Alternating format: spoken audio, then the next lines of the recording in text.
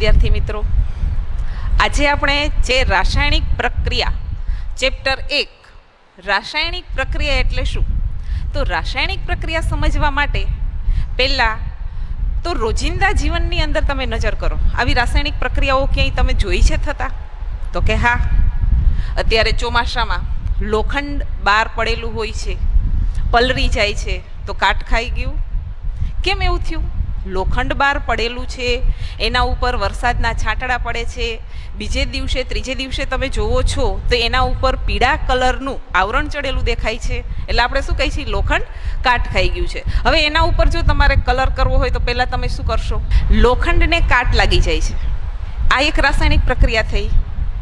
એટલે કે લોખંડ ઉપર ભેજ આવે છે, એટલે ઓક્સિજન એની સાથે રાસાયણિક પ્રક્રિયા કરે છે. તો લોખંડ એટલે શું?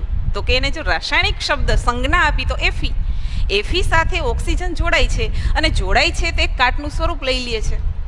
આવી રાસાયણિક પ્રક્રિયા વનસ્પતિ પોતાનો ખોરાક બનાવે છે, પ્રકાશ સંશ્લેષણ કરે છે, સ્વયંપોષી છે. તો આ પોતાનો ખોરાક કઈ રીતે બનાવે છે? તો એ સમીકરણથી આપણે વાકેફ છીએ કે કાર્બન ડાયોક્સાઇડની સાથે પાણીની પ્રક્રિયા થઈ પ્રકાશ સંશ્લેષણ, એટલે કે સૂર્યની હાજરીમાં પર્ણની અંદર ક્લોરોફિલ રહેલું છે, તો એની સાથે પ્રક્રિયા કરી અને આપણને તો કે કાર્બોદિત પદાર્થ એટલે કે વનસ્પતિનો ખોરાક મળે છે. વનસ્પતિ પોતાનો ખોરાક બનાવે, એ પણ એક રાસાયણિક પ્રક્રિયા છે. આપણા શરીરની રચના લઈ લઈએ તો આપણે જ્યારે ખોરાક ખાઈએ છીએ તો એની જ તમને જે શક્તિ મળે છે એ પણ એક રાસાયણિક પ્રક્રિયા છે. આપણે શ્વાસોશ્વાસની ક્રિયા કરી છે, એ પણ એક રાસાયણિક પ્રક્રિયા છે. રોજિંદા જીવનની અંદર આવી ઘણી અસંખ્ય પ્રક્રિયાઓ જે રાસાયણિક પ્રક્રિયા છે. તો પહેલાં તેમ થાય, રાસાયણિક પ્રક્રિયા શું છે? આ રાસાયણિક પ્રક્રિયાને કેવી રીતે લખવી? આ રાસાયણિક પ્રક્રિયા આપણને શું કહેવા શું માગે છે? તો પહેલાં જોઈ લઈએ. રોજિંદા જીવનની જોયા પછી આ રાસાયણિક પ્રક્રિયા થાય છે કેમ ખબર પડે? તો કોઈ પ્રક્રિયા કરો છો તો એના તાપમાનમાં ફેરફાર થાય, એના રંગની અંદર ફેરફાર થાય, કોઈક નવા ઉક્ષેપો જોવા મળે, એના ટેમ્પરેચરની અંદર વધારો ઘટાડો જોવા મળે, રંગનું પરિવર્તન થાય, તો કહી શકીએ કે રાસાયણિક પ્રક્રિયા થઈ છે. હવે રાસાયણિક પ્રક્રિયા એક ઉદાહરણ દ્વારા સમજીએ. સામાન્ય ઘણી બધી વાર આપણે આ પ્રક્રિયા કરેલી છે. તમે નાના હશો ત્યારે પણ કર્યું હશે કે એક મેગ્નેશિયમની પટ્ટી, તો હવે આજે જ મેગ્નેશિયમની પટ્ટી છે Mg, આનો દરેક અણુ તો કે Mg નો બનેલો છે. આ એક મેગ્નેશિયમની પટ્ટી છે. હવે આ મેગ્નેશિયમની પટ્ટીને જ્યારે સળગાવશું એટલે જ્યારે દહન થાય છે તો આપણને વાતાવરણનો કયો વાયુ ઉપયોગ આવે છે? ઓક્સિજન. તો મેગ્નેશિયમની પટ્ટી સાથે ઓક્સિજનનો અણુ પ્રક્રિયા કરે છે ત્યારે એક નિપજ મળે છે. તો એ નિપજ આપણે જોઈએ તો આપણને ખબર છે શું મળે છે? Magnesium oxide. શું થયું? મેગ્નેશિયમને સળગાવી છે ત્યારે મેગ્નેશિયમની પટ્ટી એટલે Mg નો અણુ એ ઓક્સિજન સાથે, ઓક્સિજન આપણે લીધો નથી પણ વાતાવરણમાં એની સાથે જોડાઈ જાય છે દહન દરમિયાન, અને એક નિપજ મળે છે એ MgO2 એટલે કે મેગ્નેશિયમ ઓક્સાઇડ મળે છે. એટલે કે જ્યારે તમે એને સળગાવશો અને જે નિપજ એટલે કે એની રાખ મળે છે, એ તો રાખના એક અણુની અંદર શું જોવા મળશે? MgO2 magnesium oxide, MgO magnesium oxide, MgO માત્ર મેગ્નેશિયમ ઓક્સાઇડ. મેગ્નેશિયમનો અણુ ઓક્સિજનના એક અણુ સાથે ઓક્સાઇડ સાથે જોડાઈ જાય, મેગ્નેશિયમ ઓક્સાઇડ આપણને આપે છે. રાસાયણિક પ્રક્રિયા તમારે જ્યારે સમજવી છે ત્યારે જે પદાર્થનો તમે ઉપયોગ કરો છો એને આપણે શું કહેશું? પ્રક્રિયકો. ઉપયોગ કરી અને જે આપણને મળે છે એને આપણે શું કહેશું? નિપજ. પદાર્થ છે જે પ્રક્રિયકોનો ઉપયોગ કર્યો છે એને ડાબી બાજુ જ લખવાનું છે. જે તમને નિપજ મળે છે એને હંમેશા કઈ બાજુ લખવાની? જમણી બાજુ. ફરીથી, જે પદાર્થનો ઉપયોગ કરો છો એ ડાબી બાજુ, જે નિપજ મળે છે એને જમણી બાજુ લખવાની છે. લખવાના રીતની અંદર ઘણી બધી વાર આપણે એકથી વધારે પદાર્થો ભેગા કરી તો જ એની અંદર રાસાયણિક પ્રક્રિયા થાય. તો વધારે પદાર્થો લઈ છીએ તો એને ઉમેરવા માટે આપણે પ્લસની નિશાની વડે દર્શાવી છીએ. હવે જ્યારે આપણને રાસાયણિક પ્રક્રિયા થઈ અને નિપજ મળે છે તો એની અંદર ક્યારેક એક જ પ્રક્રિયક મળે, ઘણીવાર બે પદાર્થો મળે તો નિપજ પણ આપણે પ્લસ વડે દર્શાવી છીએ. અન્ય પ્રક્રિયકમાંથી જ્યારે નિપજ બને છે ત્યારે જે પ્રક્રિયા થાય છે એને આપણે એરા વડે દર્શાવીએ છીએ. આ છે રાસાયણિક પ્રક્રિયા લખવાની રીત. રાસાયણિક પ્રક્રિયા મેગ્નેશિયમની પટ્ટીને સળગાવતા એટલે એની સાથે ઓક્સિજન ઉમેરાય અને નિપજ મળે છે. દરેક રાસાયણિક પ્રક્રિયા આ જ રીતે લખવાની રહેશે. અહીંયા આપણે થોડીક રાસાયણિક પ્રક્રિયાઓ કરીએ એટલે આપણને ખ્યાલ આવશે. ત્યાર પછી પુનઃ આપણે વિચારશું કે કેવી રીતે રાસાયણિક પ્રક્રિયા થાય છે. ધારો કે હવે તમારે રાસાયણિક પ્રક્રિયા કરવા માટે પદાર્થ જોશે. અહીંયા કોપર સલ્ફેટનું સૂત્ર CuSO4. હવે આ કોપર સલ્ફેટ એટલે ઘન સોલિડ સ્વરૂપે છે. આનું આપણે દ્રાવણ જલીય દ્રાવણ જલીય દ્રાવણ બનાવવું છે. જલીય દ્રાવણ બનાવશું એટલે 1Q વડે એને દર્શાવશું. અહીંયા CuSO4 નું આપણે દ્રાવણ બનાવવાનું છે. એટલે પદાર્થને આપણે પાણીની અંદર એને ઓગાળશું એટલે એનું જલીય દ્રાવણ બની જશે. અહીંયા જોઈ શકીએ છીએ પાણીનો કલર બદલાઈ ગયો. એનો મતલબ કે હવે તમારો ઘન પદાર્થ છે પાણીની અંદર ભળી જાય છે. આને આપણે અલગ એક પાત્રમાં લઈ લઈએ.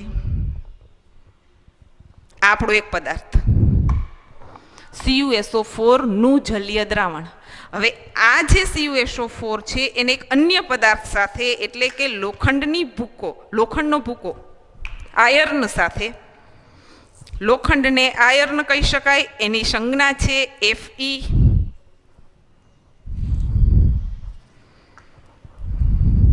આ લોખંડ છે. અહીંયા લોખંડનો કલર આપણને ખબર છે, ડાર્ક કલર દેખાય છે. હવે આની સાથે આ એક પ્રક્રિયક, આપણો એક પદાર્થ, આ બીજો પદાર્થ, આ બંને પદાર્થની સાથે હવે આપણે શું કરવું છે? રાસાયણિક પ્રક્રિયા કરવી છે.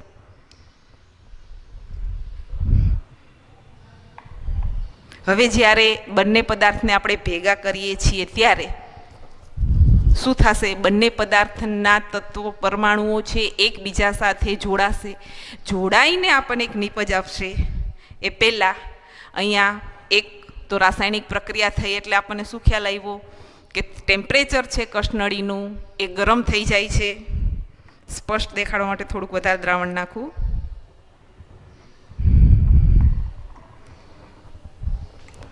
અહીંયા તમે જોઈ શકશો લોખંડ હતું જે ડાર્ક એ અત્યારે તાંબા જેવું શીવ દેખાય છે.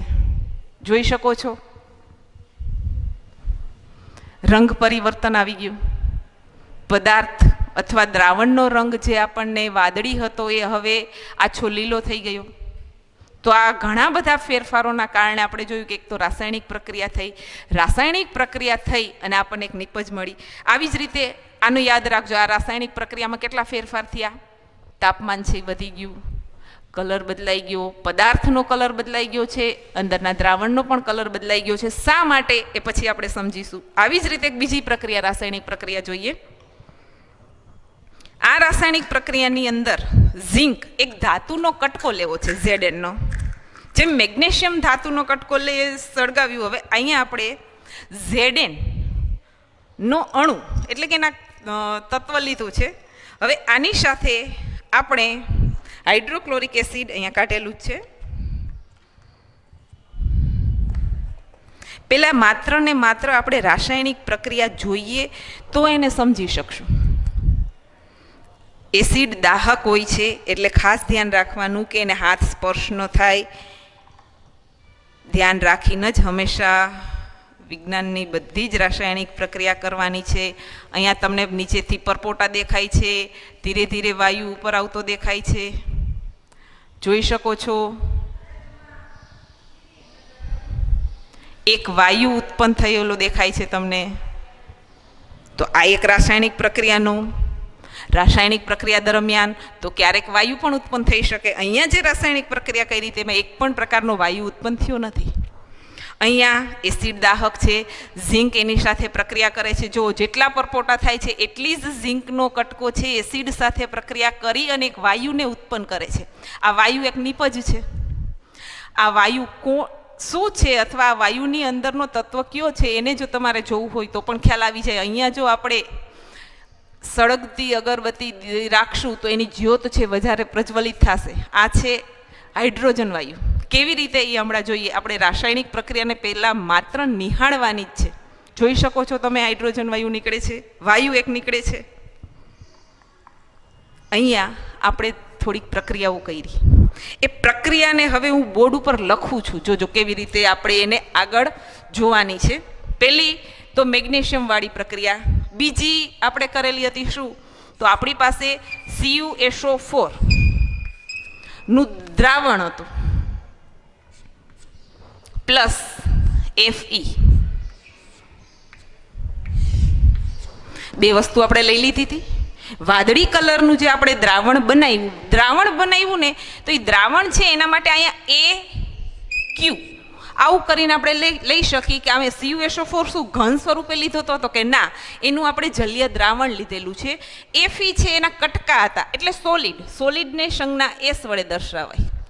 તો CuSO4 અને Fe આ બંને કસનળીમાંથી આપણે રાસાયણિક પ્રક્રિયા કરી એટલે એને ભેગા કર્યા એટલે શું થયું, તો જે તમારો લોખંડ છે Fe છે એ Cu નું સ્થાન લઈ લે છે, અહીંયા જોડાઈ જાય છે. તો Cu છે છૂટો પડી જાય છે. તો અહીંયા પ્રક્રિયકમાંથી નિપજ બનતી વખતે Fe છે એ SO4 સાથે જોડાઈ જાય છે. તમારું દ્રાવણ વાદળીમાંથી આછો લીલો થઈ ગયો. શા માટે? હવે એ દ્રાવણની અંદર CuSO4 નથી પણ FeSO4 છે. તો Cu તો કે Cu તમારા લોખંડની જગ્યાએ વયો ગયો. એટલે ડાર્ક જ્યાં હતું લોખંડ હતું ત્યાં આપણને કોપરના કટકા દેખાવા માંડ્યા. હજી આપણે અહીંયા જોઈ શકીએ છીએ કે હવે આ જે કટકા છે કોપરના કટકા છે. સ્થાન બદલી ગયું, બંનેનું સ્થાન બદલી ગયું.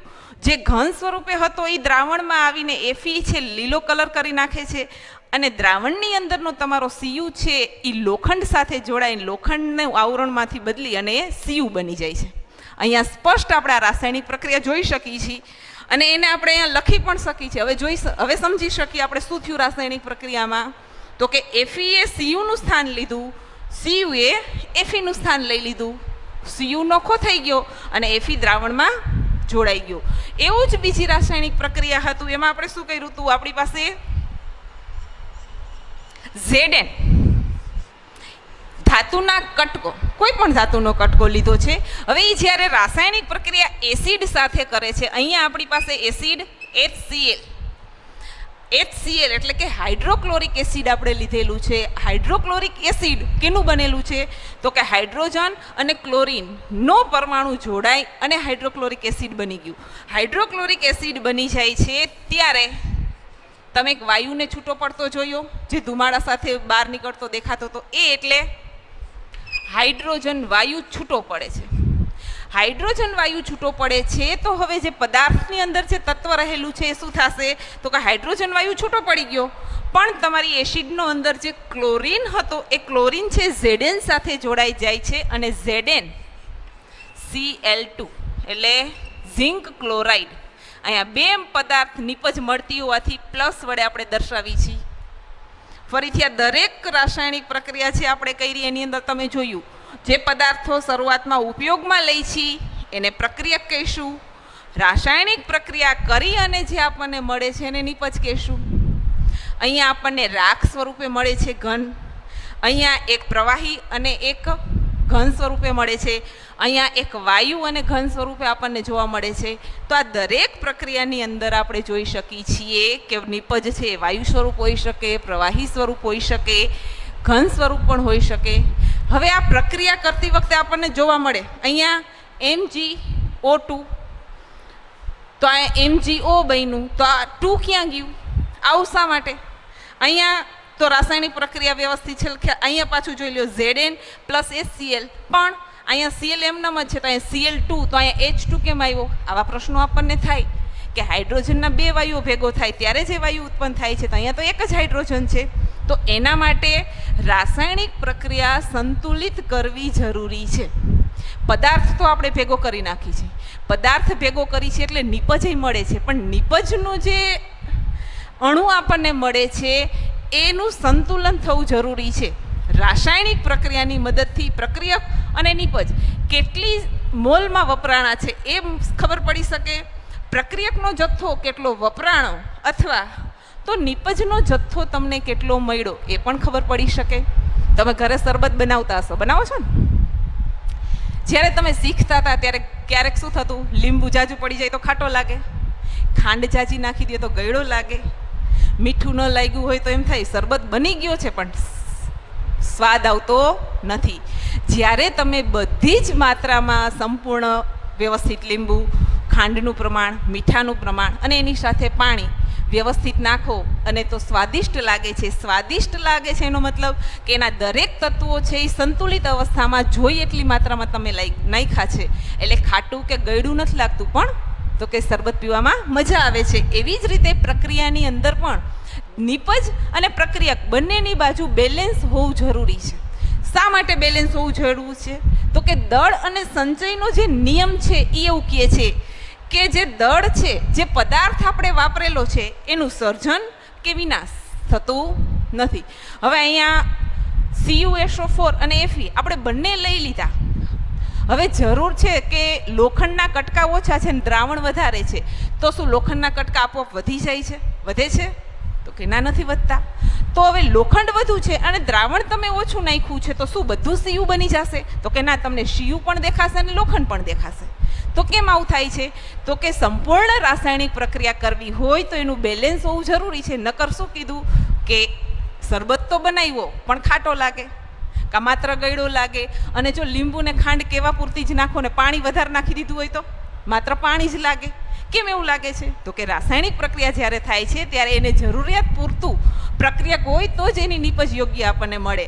અને મળવા માટે તો કે એનું પ્રમાણ યોગ્ય એટલે રાખવું પડે કે એનું સર્જન થતું નથી, અને વધારાનું હોય તો એ કંઈ વિસર્જન પણ થતું નથી એટલે એનો વિનાશ પણ થતો નથી. આથી બંને સમતોલિત પ્રક્રિયાની અંદર તત્વ અને પરમાણુની સંખ્યા બંને બાજુ આપણે સરખી રાખવી જોઈએ. બંને બાજુ સરખી રાખવા માટે હવે અહીંયા જોયો, મેગ્નેશિયમનો એક અણુ, અહીંયા ઓક્સિજનના 2 અણુ છે, બને છે મેગ્નેશિયમ ઓક્સાઇડ. તો હવે શું ખૂટે છે? Mg. તો કે ના, Mg તો એક છે, વાંધો નહીં. O2 છે, અહીંયા O એક જ છે, તો તમારે 2 કરવો પડશે. તો અહીંયા આપણે રાસાયણિક પ્રક્રિયાની અંદર 2 દર્શાવશું તો ઓક્સિજનનો અણુ સંતોષાઈ ગયો, એના તત્વો છે અથવા એની પરમાણુની સંખ્યા છે 2 થઈ ગઈ, પણ તો કે સામે મેગ્નેશિયમના 2 પરમાણુની સંખ્યા છે તો થોડીક વધી ગઈ. તો હવે વધી ગઈ તો હવે અહીંયા શું કરવા જાશું? તો કે આ રાઈટ થઈ ગયું, ચાલો કમ્પ્લીટ. Mg એક જ છે તો અહીં 2 કરી નાખો તો 2 પ્લસ O2 તો 2MgO, તો 2MgO બની ગયા. બંને બાજુ સંતુલિત થઈ ગયું. પલડું જે આપણું ઊંચું નીચું હતું, ત્રાજવું જે ઊંચું નીચું થતું હતું, તે બંને સમતોલિત થઈ ગયા. હવે બંને બાજુ પ્રક્રિયકના પરમાણુની અથવા તત્વની સંખ્યા અને નિપજના તત્વની સંખ્યાને બંને કેવા થઈ ગયા? સરખા. અહીંયા બીજી પ્રક્રિયાની અંદર CuSO4 Fe, Cu નો એક અણુ, SO4 નો એક અને Fe નો એક. હવે જ્યારે Cu સ્થાન બદલે છે, Fe એની સાથે જોડાઈ જાય છે, તો Fe નો એક અણુ, SO4 નો એક અણુ જોડાઈને FeSO4 અને Cu નો એક. તો અહીંયા બંને પ્રક્રિયા છે એના એક જ અણુની સાથે થતી હોવાના કારણે સંતુલિત છે. તો કોઈ રાસાયણિક પ્રક્રિયા સંતુલિત કરવાની જરૂર નથી, એટલે જરૂરી નથી દરેકમાં સંતુલિત કરવી પડે. અહીંયા આપણે છે પ્રક્રિયા સંતુલિત જ છે. નીચે જોઈએ તો જરૂર પડશે Zn એક અણુ, HCl માં પણ એક અણુ. અહીંયા આગળ જોઈએ તો હાઇડ્રોજન વાયુ એના 2 અણુ સાથે H એટલે હાઇડ્રાઇડ, પણ 2 ભેગો થાય તો હાઇડ્રોજન બને અને ત્યારે એ છૂટો પડે છે. તો એ 2 અણુઓ 2 પરમાણુ ભેગો થઈ અને એક અણુ બનતો હોવાના કારણે અહીંયા 2 ની જરૂર છે. અહીંયા આપણી પાસે એક જ હાઇડ્રોજન છે તો અહીં 2 અણુ એના વપરાશે ને. તમારા દ્રાવણની અંદરથી એ દ્રાવણના 2 અણુ વપરાય ત્યારે આપણને હાઇડ્રોજન મળે છે. તો હાઇડ્રોજન આપણો ચાલો સંતુલિત થઈ ગયો, હાઇડ્રોજન સંતુલિત કરી નાખ્યો.